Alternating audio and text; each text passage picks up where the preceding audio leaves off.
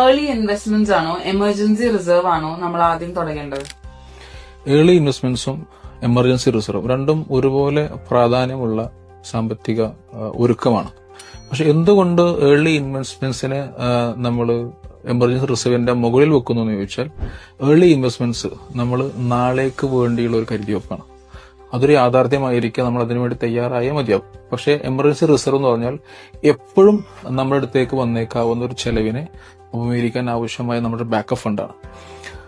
നമ്മൾ ഒരു സമയത്ത് ഇൻവെസ്റ്റ്മെന്റ് ഓപ്ഷൻ ഉണ്ടായിരിക്കെ നമ്മൾ എമർജൻസി റിസർവിന് മുൻതൂക്കം കൊടുക്കേണ്ടതില്ല.